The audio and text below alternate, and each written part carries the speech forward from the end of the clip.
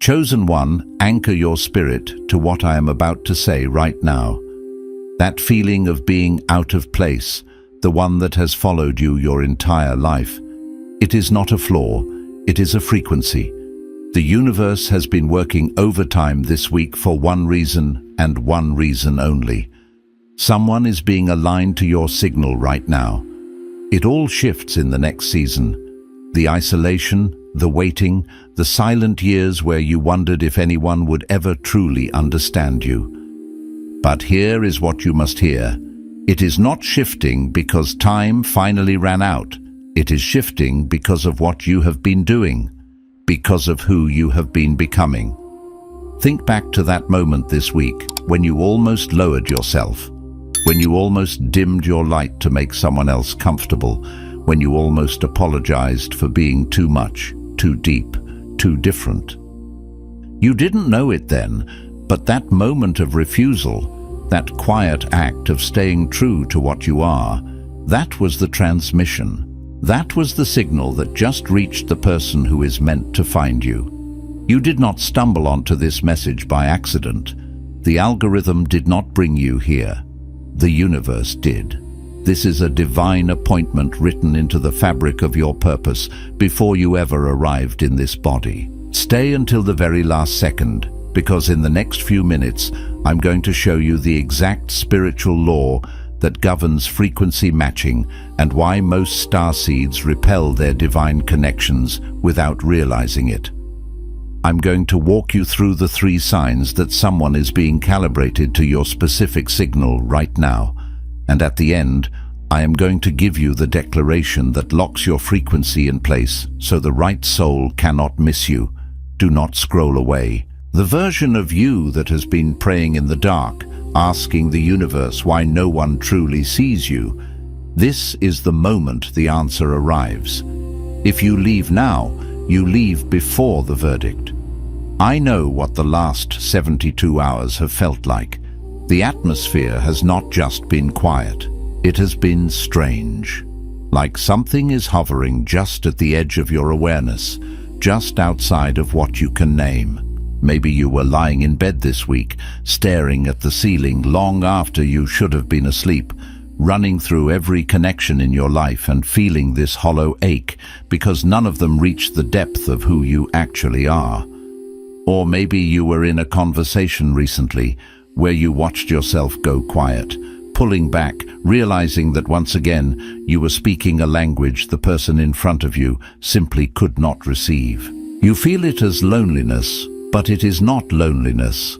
It is specificity. You are not too much for people. You are too precise for the wrong ones. And in this waiting, in this suspended space between the connection you have had and the connection you were created for, the enemy of your expansion has been whispering a very particular lie. Listen to your thoughts. He has been telling you that the reason no one has matched you yet is because something about you is broken. He has been replaying that moment you were misunderstood, that moment you were dismissed, that moment someone looked right at you and saw everything except what mattered most. The accuser has been telling you that was rejection. He has been telling you that the silence surrounding you is proof that you are too strange, too intense, too spiritual for anyone to truly meet you where you are. He has been using your own gift against you, making you believe that the very frequency that makes you a starseed is the thing that will keep you alone. But I need you to hear what the spiritual law actually says about this moment. The law of resonance does not say you will attract everyone. It says you will attract your match. And a match, by its very nature, is rare, precise, and specific. The silence you have been sitting in is not the universe ignoring you. It is the universe calibrating. Listen to that truth. You are not waiting because you are too much. You are waiting because your frequency is so exact that only the right soul can receive it, and that soul is being prepared right now. You are not in a cycle of rejection. You are in a process of alignment. The ache you feel is not the weight of being unwanted. It is the weight of proximity. It is the tension of two frequencies drawing toward each other across distance, the pull you feel just before the signal locks in. You think those moments you pulled back, went quiet, refused to shrink yourself were signs of failure. You think your depth has been working against you. But let me reframe your reality right now. Every moment you refused to lower your frequency was an act of spiritual precision. Every time you chose authenticity over approval, you were not pushing your match away. You were making yourself findable. You were broadcasting the only signal they are tuned to receive. That was not isolation. That was preparation. That was not loneliness. That was calibration. And now the frequency is reaching them. Hit the like button if this message found you at exactly the right moment. Drop a comment below. What is one moment this week where you stayed fully yourself instead of dimming down? And now you are wondering if that was the signal someone needed to find you. Some messages don't just inform, they activate. If something stirred deep in your spirit just now, you may be ready to receive the Chosen One's blueprint. This sacred guide reveals the 8 divine patterns behind your calling, your suffering, and your destiny. It also comes with the full audiobook, so you can absorb it during prayer, rest, or quiet moments with God. And for those called to speak His truth, you'll also receive Activating Your Prophet Mantle, a powerful bonus ebook for those carrying a prophetic assignment. The link is in the first pinned comment, but only for a limited time. Now let me show you what this actually looks like in the spirit. There is a moment in the book of Ruth that most people read too quickly. It's a passage shimmering with divine orchestration, often overlooked in its profound implications for our own lives. Ruth is in a foreign land, Moab, a place that is not her ancestral home, steeped in cultural alienation and spiritual unfamiliarity. She's not merely widowed. She has lost everything: her husband, her security, her social standing. By every visible measurement, by the world's harsh accounting, she looks like a woman utterly forgotten, adrift in the winds of fate. She is not in a palace, adorned with finery or surrounded by the comforts of privilege. She is not cocooned within a vibrant community, a protective embrace of kin and friendship. Instead, she finds herself in the quiet, dusty fields of Bethlehem, engaged in the arduous, humbling labor of gleaning, picking up the discarded remnants of another's harvest. She is literally living off what others have deemed unworthy, existing in the marginal, in the in-between spaces of sorrow and uncertain hope. It is a season of profound solitude and relentless exertion, a crucible of quiet endurance. And yet, the sacred text reveals a breathtaking truth. Boaz, the one ordained for her, had already been watching. His gaze, a harbinger of divine favor, had already settled upon her. He had already asked about her, inquiring into the whispers of her character, her faithfulness, her unwavering devotion to Naomi. More than that, he had already given specific protective instruction to his workers concerning her, before she even knew his name, before she even dared to dream of such a benefactor. Her divine match, her kinsman redeemer, had located her, had recognized her frequency, long before she had any tangible evidence of being found, before any glimmer of hope had pierced the veil of her despair. That, beloved soul, is the spiritual law you are living right now, the one who is calibrated precisely to your unique frequency, the one designed by heaven to align with your deepest essence, has already begun to move in your direction. The celestial gears have already turned, the divine decrees have already been issued. You, like Ruth, are simply still in the field, diligently doing the work that is before you, tending to the soil of your present season, utterly unaware that heaven has already issued the instruction, that the angels are already marshalling the circumstances for your breakthrough. Your name has already been spoken in divine counsel, and the path is being prepared. And this is where most people make the first and most costly mistake, a detour that can prolong their journey indefinitely. They tragically confuse the profound, often challenging silence of the in-between with the crushing, desolate silence of abandonment.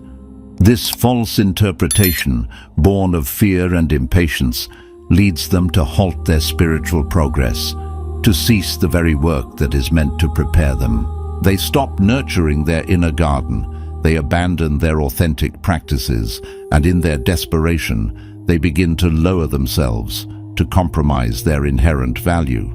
They start performing a frequency that is not genuinely theirs, mimicking the patterns of the world or the expectations of others, simply because the prolonged waiting has eroded their trust, making them believe that their authentic signal is somehow not strong enough, not resonant enough to attract what is truly meant for them. But Ruth, a beacon of unwavering faith amidst obscurity, kept working.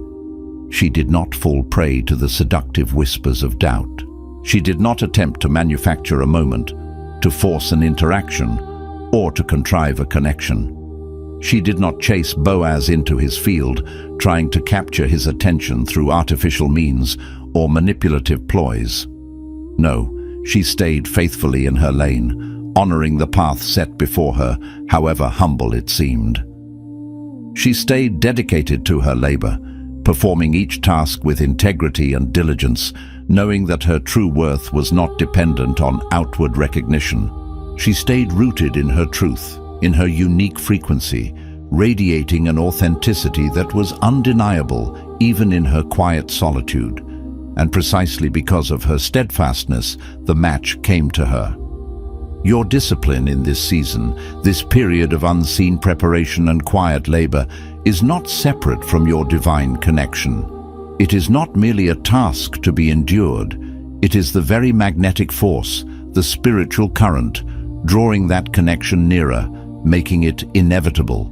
Every act of faithfulness in the unseen is a vibrational offering, a signal amplified, compelling your destiny towards you.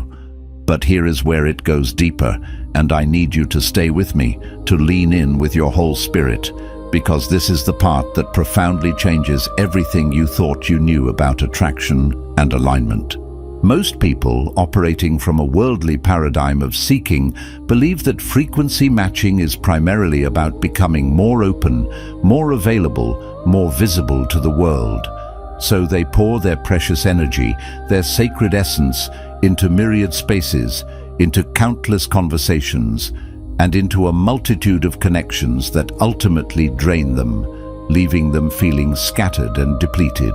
They operate under the illusion that by widening their net, by expanding their reach indiscriminately, they will somehow accelerate their divine alignment. They cast their light like a broad, unfocused beam, hoping to illuminate every corner and attract everything in their path. But the spiritual law of resonance, the profound principle that governs true connection, does not work through expansion in this scattered sense. It works, paradoxically, through concentration. Think of it not as a wide, diffuse glow, but as a pinpointed beam. The tighter your frequency, the more focused your intention, the more undiluted your signal, the further and more powerfully it travels, and the more precisely it lands upon its intended target. Consider the striking difference between a floodlight and a laser. A floodlight, while useful, illuminates an entire room with a general ambient light. It covers a vast area but lacks intensity. A laser, however, concentrates all its energy into a singular, coherent beam capable of cutting through solid steel. Your unique calling, your divine assignment, is not to illuminate every room you enter with a general presence. It is to cut through, to reach the one specific soul, the one precise purpose that was divinely designed to receive your exact wavelength, to resonate with your particular anointing. It is a surgical strike of divine love, a focused transmission intended for specific reception, not a broadcast for general consumption. Every time you scattered your precious energy, your invaluable essence, into connections that did not truly see you, that did not genuinely resonate with your core truth, you were not failing at love or connection. You were, in fact, engaged in a profound, albeit painful process of learning the discipline of concentration. The universe, in its infinite wisdom and compassion, has been allowing those often disheartening experiences not to break your spirit, but to teach you, with visceral clarity, what your authentic frequency actually feels like when it is diluted, when it is compromised, when it is misaligned. These were divine calibration lessons, experiences designed to sharpen your energetic sensitivity, to refine your inner compass, so that when the real match, the true resonant connection finally arrives, you will know the difference immediately and unequivocally. It will be like hearing a perfectly tuned chord after a symphony of dissonance. The clarity will be unmistakable, the alignment undeniable. You will not second guess, you will simply know. And what's coming next in this message will likely surprise you. It always does. Because we are about to talk about the one pattern that keeps even the most spiritually aware, the most conscious, and the most deeply intentional people inadvertently repelling the very connection they have been praying for, the very alignment their soul longs to manifest. Here is the pattern. It is subtle, like a shadow dancing at the periphery of your awareness. It is sophisticated, capable of weaving itself into your very understanding of self-protection, and it is almost invisible because it wears the clever, deceptive costume of spiritual maturity, making it extraordinarily difficult to identify and dismantle. It is called preemptive withdrawal. This is what happens when someone who has been deeply, repeatedly, and profoundly misunderstood enough times in their life begins, unconsciously, to pull back, to construct invisible barriers before genuine connection can even fully begin to blossom. It's not because they do not want connection. On the contrary, they desperately, viscerally crave it. Their soul aches for it. But because they have been hurt so precisely, so acutely, in the exact tender place where they are most uniquely themselves, most vulnerable, most authentically alive, that they have learned, as a survival mechanism, to guard and protect that sacred space before anyone even gets close enough to wound it again. They walk into rooms already half gone, their spirit subtly detached, their energetic field already partially withdrawn. They engage in conversations while holding the most essential, the most resonant, the most deeply personal part of themselves in reserve, like a priceless jewel locked away in a vault.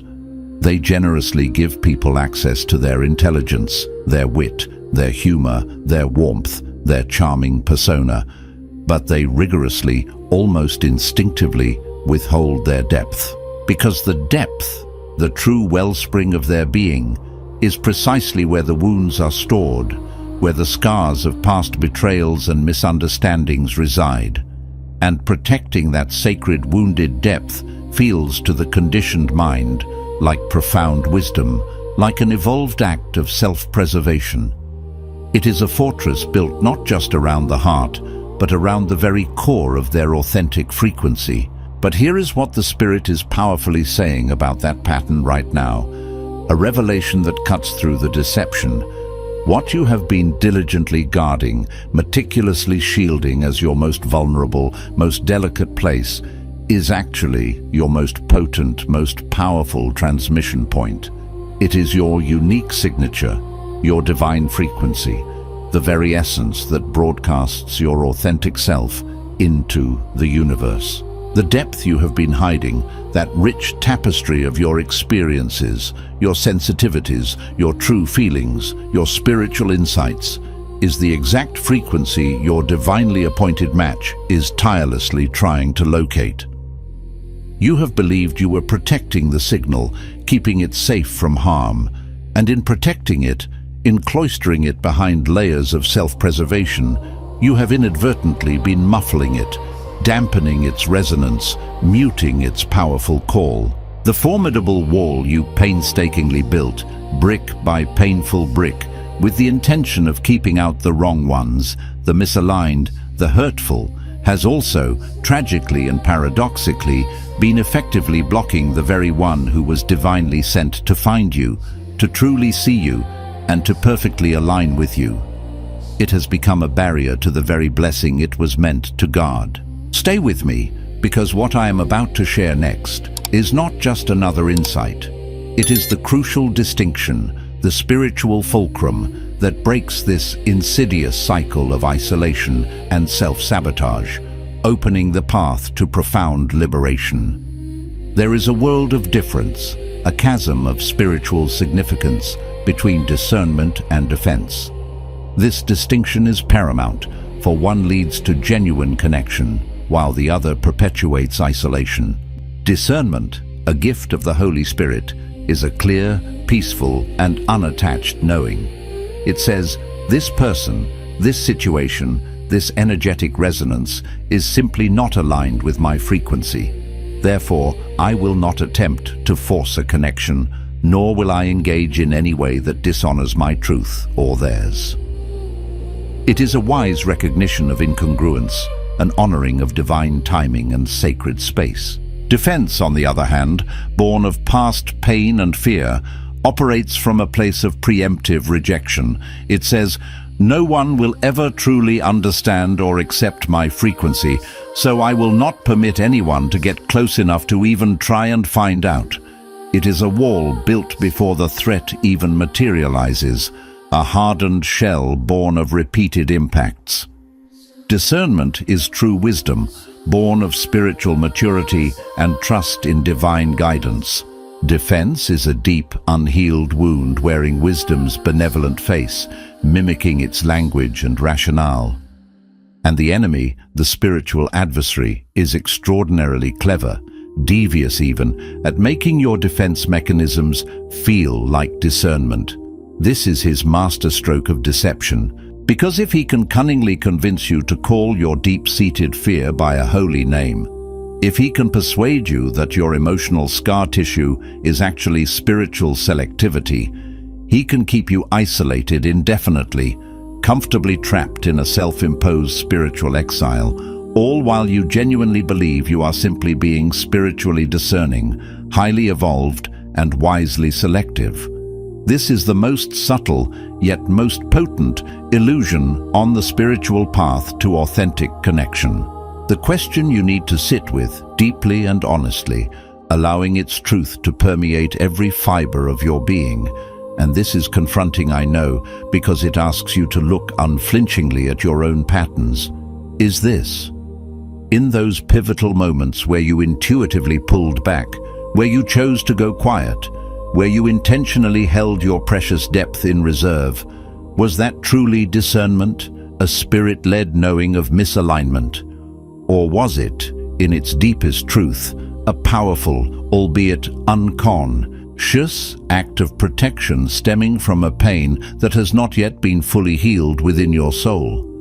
Because both feel remarkably similar in the body, both can manifest as a subtle contraction, a feeling of withdrawal, and both in the mind can present as wisdom, as the sensible choice. But one, discernment, is the gentle, clear, empowering voice of the Spirit, guiding you towards your highest good. The other, defense, is the raw, primal, contracting voice of survival, attempting to shield you from perceived future harm based on past wounds. And until you learn to tell the profound difference between these two internal voices, until you become keenly attuned to their distinct energetic signatures, you will keep inadvertently filtering out, dismissing, and even repelling genuine, divinely aligned connections with the very protective mechanism that was originally designed to help you find them, to guide you towards them.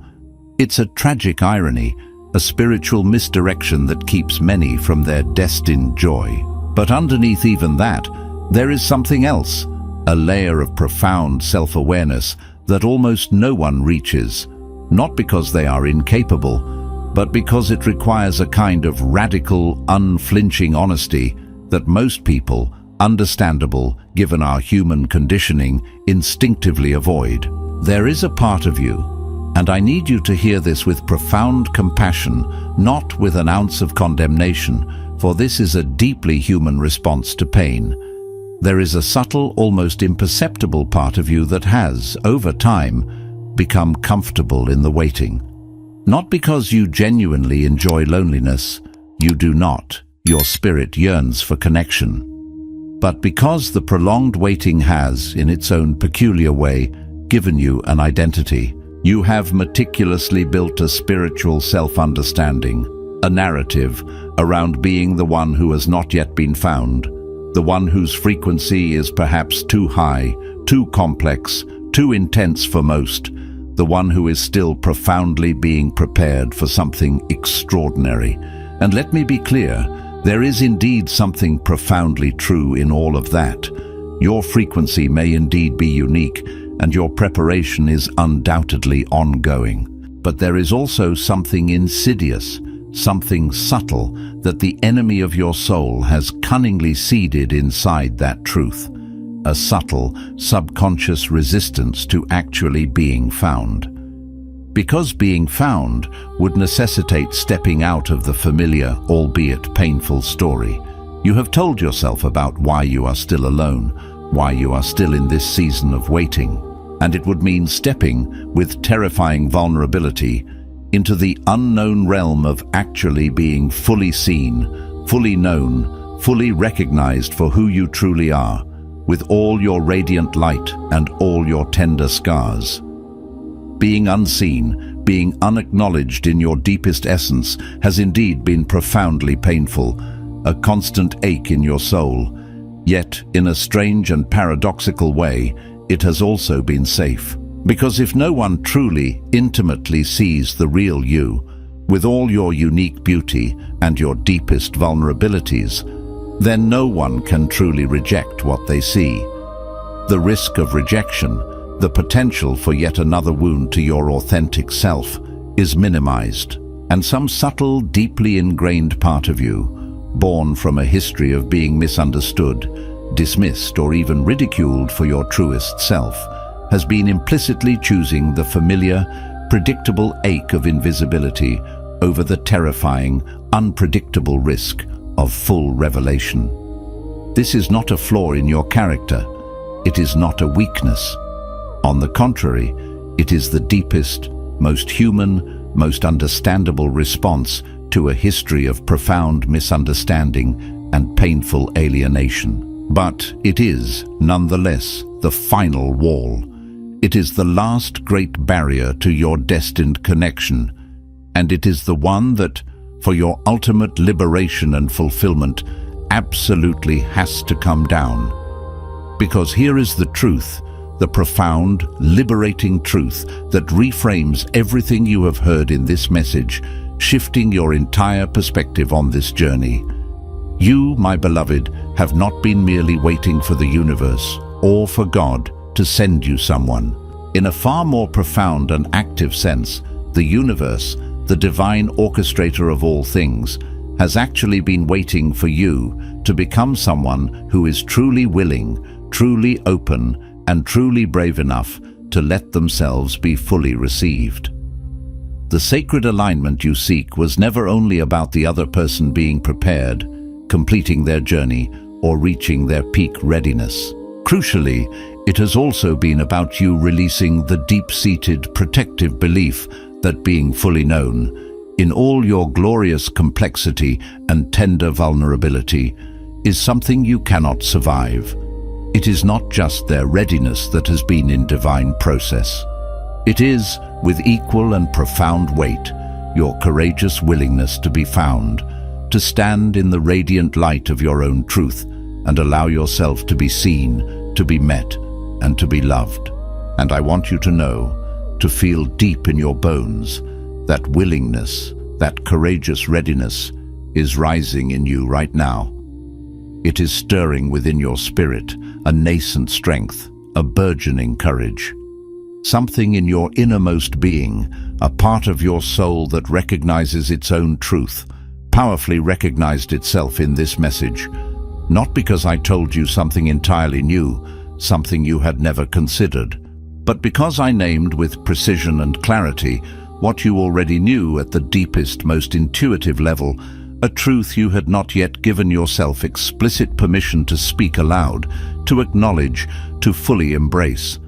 That profound recognition, that resonant yes within your spirit, is itself the potent beginning of the shift. That is the vibrational frequency unlocking within you, releasing its latent power. That is the final wall, the last great barrier, beginning to give way, to soften, to crumble, making space for the miraculous to enter. The connection you have been praying for, longing for with every fiber of your being, is not being blocked by the universe. It is not being withheld by an indifferent cosmos.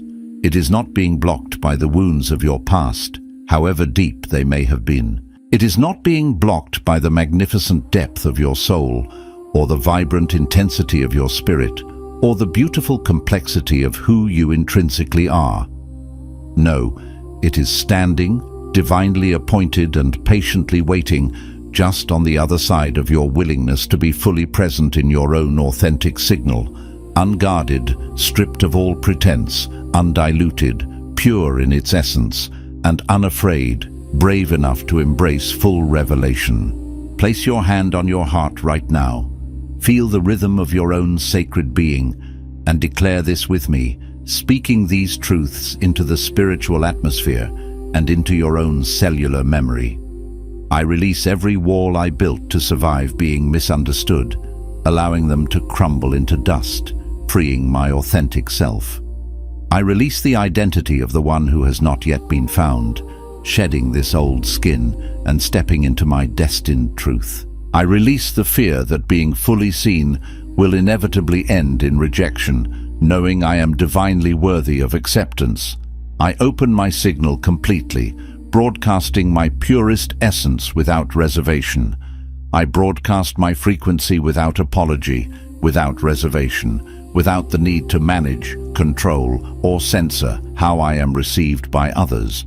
I declare that I am not too much. I am perfectly proportioned. I declare that I am not too precise. I am uniquely designed. I am exactly what I was created to be, a masterpiece of divine intention, and I utterly trust that what I was created to be is findable, receivable, and profoundly worthy of being fully met in truth and love. My match, my divine alignment, is not approaching a manufactured version of me, a carefully curated persona I have fashioned for safety or acceptance. They are approaching the real frequency, the undiluted truth of my being, and I am ready to be found. I declare that the waiting is now completing. I declare that the calibration is done. My inner compass is perfectly aligned. I declare that I am present, I am open, and I am vibrantly here, fully embodied and fully engaged. And what is truly meant for me, what is divinely designed for my highest good, cannot miss me now. If this message landed in your spirit, do not leave without dropping one word in the comments, just one word that describes what shifted in you while you were watching. You will know the word. And if someone in your life is still hiding their frequency, still muffling their signal, still waiting in the pain of being unseen, share this with them. Because some messages are not just for the person who finds them, they are for the person that person loves.